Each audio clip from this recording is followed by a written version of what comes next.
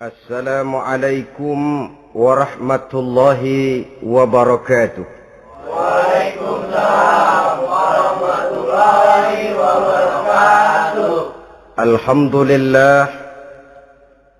Alhamdulillahillazi anzala al-Qur'an hudan linnasi wa bayyinatin minal huda wal furqan.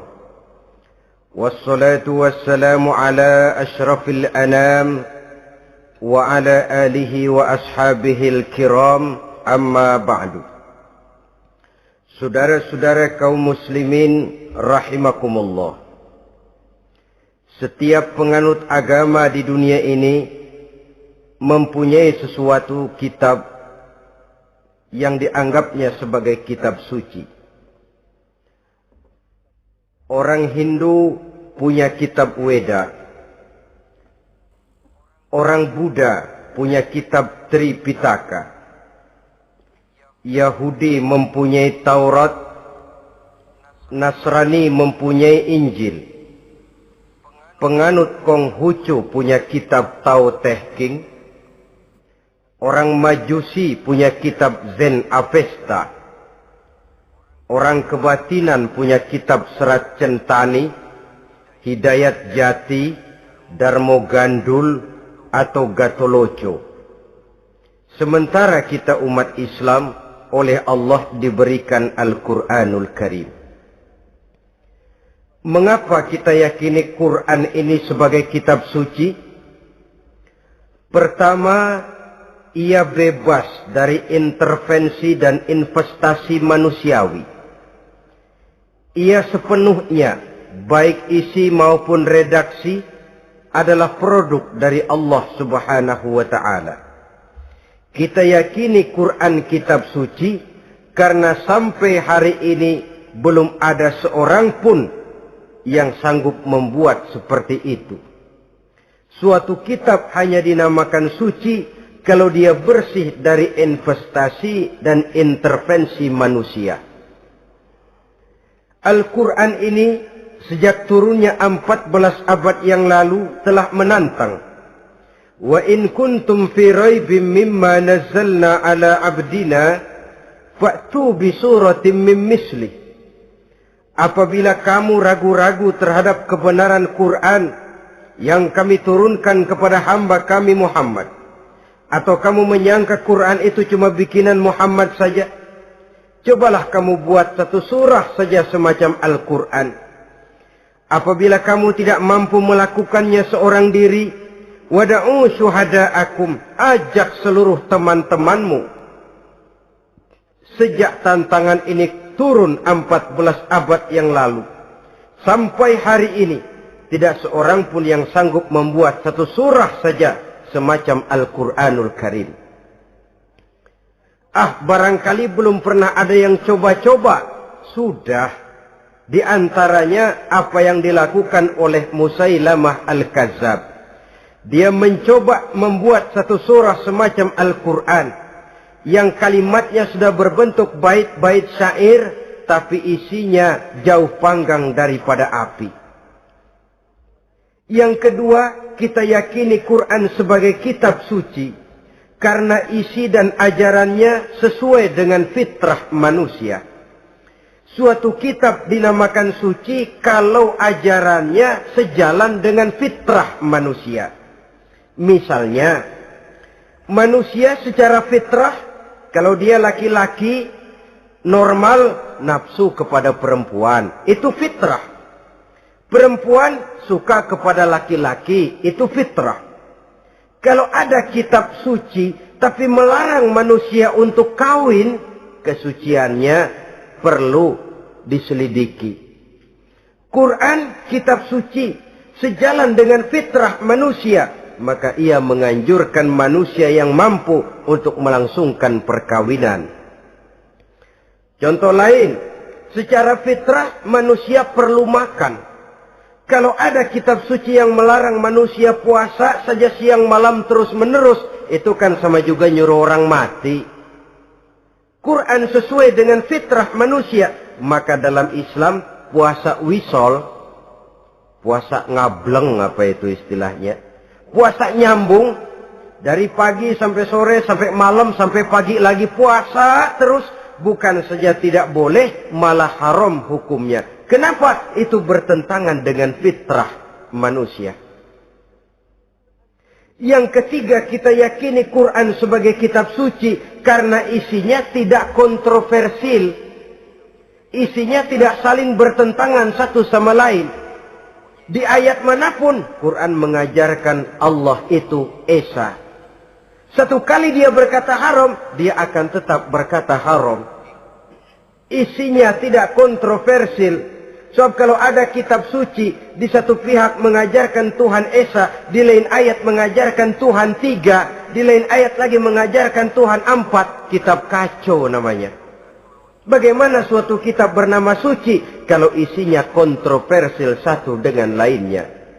Dari 3 kriteria inilah kita yakini Quran sebagai kitab suci.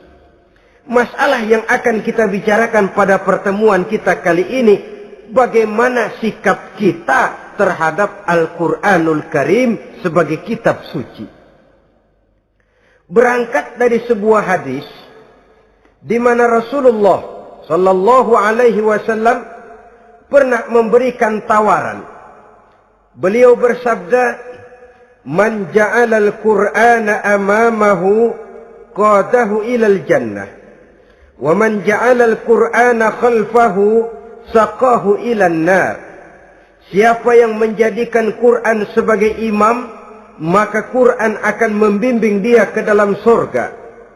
Tetapi siapa yang menjadikan Quran sebagai makmum, maka Quran akan mendorong dia ke dalam neraka. Pilihan terserah kita. Siapa yang menjadikan Quran sebagai imam, ditempatkannya Al-Quran di depan, dia ikuti petunjuk dan ajaran Al-Quran, maka Quran akan membimbing dia ke surga. Surga dunia, lebih-lebih lagi surga akhirat. Tetapi sebaliknya, siapa yang menempatkan Quran di belakangnya, dia belakangi Al-Quran, dia belakangi perintah dan ajaran-ajaran Al-Quran, dia perturutkan hawa nafsunya dalam kehidupan ini, maka Quran akan mendorong dia ke dalam neraka. Ya, neraka dunia, lebih-lebih lagi neraka akhirat. Pilihan terserah kita. Saya mau tanya, kira-kira Quran dalam hidup kita jadi imam apa jadi makmum? Imam apa makmum? Kalau Quran jadi imam, artinya kita umat Islam jadi makmum. Resiko dan logika tentu. Makmum harus ngikuti imam. Imam takbir, makmum takbir. Imam ruku, makmum ruku. Imam sujud, makmum sujud. Imam tahiyat, makmum tahiyat. Itu namanya Quran jadi imam, kita jadi makmum. Artinya dalam terjemahannya pada kehidupan, kalau merah kata Quran, merah kita kata. Hijau kata Quran, hijau kita bilang. Ke barat kata Quran, ke barat kita pergi. Ke timur kata Quran, ke timur kita berangkat.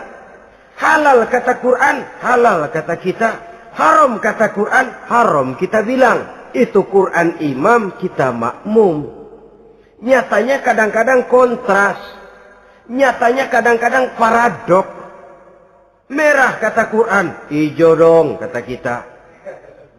Halal kata Quran, remeng-remeng kata kita. Ke barat kata Quran, ke timur kita pergi. Dalam praktek kita mau jadi makmum, Quran kita suruh jadi imam. Kita sesuaikan Quran dengan selera kita.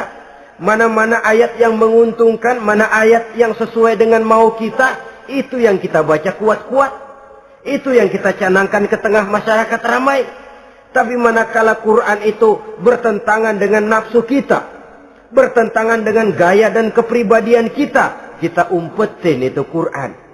Kalau kita cuma umpetin lumayan, kadang-kadang kita tuduh Quran ketinggalan zaman. Kita anggap Quran tidak relevan lagi dengan situasi dan kondisi. Kalau sudah begitu, sudah menyeberang terlalu jauh namanya.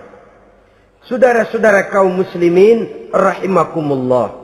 Inilah makna hadis Nabi yang diriwayatkan dari Imam Ali bin Abi Thalib, bersabda Rasul, "Man qara'al Qur'ana fastazharahu fa ahalla halalahu wa harrama haramahu adkhalahul jannah."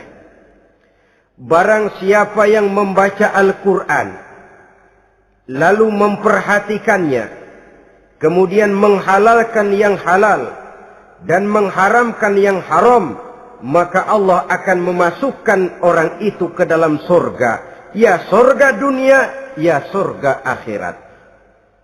Apabila kita renungi hadis ini, maka untuk berimam kepada Al-Quran ada 3 jalan utama yang harus kita laksanakan. Pertama, dari kalimat man qara'al Qur'an, barang siapa yang membaca Al-Quran. Ini artinya siapa yang ingin menjadikan Quran sebagai imam di dalam kehidupan, jalan pertama yang harus ditempuhnya menanamkan kegemaran membaca Al-Quranul Karim. Al-Quran gharibun fima baina qaumin la yaqra'una. Quran akan jadi asing, Quran akan jadi aneh kalau terletak di tengah rumah orang Islam yang tidak suka membaca Al-Quranul Karim. Jadi langkah pertama, tanamkan kegemaran membaca Al-Quran. Saya tidak menyalahkan kalau remaja kita gandrung kepada Stevie Wonder. Baik kalau mereka senang kepada suara emasnya Michael Jackson atau suaranya Madonna. Tapi kalau sampai harus mengalahkan kecintaan mereka kepada membaca Al-Quran, ini ironi. Sebagai orang tua, kalau anak-anak kita buta huruf Latin, katanya menghambat pembangunan. Bahkan pemerintah saja menggalakkan bebas 3B itu. Buta aksara diantaranya, supaya rakyat bisa membaca huruf Latin. Kalau anak-anak kita buta huruf Latin, katanya menghambat pembangunan. Bagaimana kalau anak-anak kita buta huruf Quran? Jelas saja menghambat proses kesadaran dan kebangkitan dari dunia Islam itu sendiri. Satu contoh ringan. Dulu sebelum pembangunan merata, listrik belum lagi masuk desa, kampung gelap, rumah pakai lampu minyak. Kalau kita masuk kampung, terasa banyak orang Islam. Kenapa? Di rumah sebelah sana kita dengar anak muda sedang latihan baca rawi. Sebelah sini ibu-ibu sedang selawatan. Di rumah sana remaja sedang baca Quran. Pembangunan maju, listrik masuk desa. Alhamdulillah. Tapi apa yang kemudian terjadi? Proses pergeseran nilai. Setelah listrik masuk desa, radio main kenceng-kencengan, televisi main gede-gedean, baca Quran sudah barang aneh, langka. Tengoklah sekarang kalau kita masuk kampung, ada yang remaja sedang baca Quran, rasanya kok aneh, nggak umum. Sesuatu yang baik malah menjadi nilai-nilai keanehan. Saudara-saudara kaum muslimin rahimakumullah, tanamkan kegemaran membaca. Dalam satu hadis Nabi pesan, nawiru buyutakum bitilawatil Quran, sinari rumah tanggamu dengan bacaan Quran. Sebab listrik ini cuma bisa menerangi gelap, tapi tidak akan sanggup menerangi hati manusia. Quran produk Allah, dibaca dalam segala keadaan, tepat dan pantas. Lihat saja, orang sedih baca Quran, terhibur. Orang gembira baca Quran, tidak lupa diri. Di rumah mewah ada yang baca Quran, bagus. Di gubuk reot di pinggir kali ada yang baca Quran, cocok. Orang kawin dibacakan Quran, bagus. Orang mati dibacakan Quran, tidak jelek. Dalam segala keadaan, in all season, bahasa kerennya, dia pantas dibaca. Saudara-saudara, bahkan orang sakit gigi pun kalau dengar baca Quran tidak marah. Coba lihat. Dia senang benar lagu Michael Jackson, tapi giliran sakit gigi, coba setelin lagu Michael Jackson. Kalau nggak mencah-mencah, kamu gila apa nggak tahu saya lagi sakit gigi? Tapi coba bacakan Quran, dia pasti tidak marah. Begitu besar daya pengaruhnya. Bahkan Abu Jahal sama Abu Lahab pernah rapat. Kata Abu Jahal sama Abu Lahab, Mas Lahab, gini loh mas. Kenapa? Ini saya pikir-pikir salah satu yang menyebabkan kenapa saudara kita banyak ikut ajaran Muhammad. Mereka kalau sudah dengar bacaan Quran terpesona. Jadi kita blokir saja. Caranya gimana? Kasih pengumuman kepada Quraisy, jangan sekali-kali mau dengerin Muhammad baca Quran. Kamu juga jangan. Dan kamu, saya pun begitu. Mari kita janji, tidak mau dengar bacaan Quran. Salaman. Pulang ke rumah masing-masing. Dapat 1 hari tahan. 2 hari bertahan. 3 hari. Seminggu ke atas.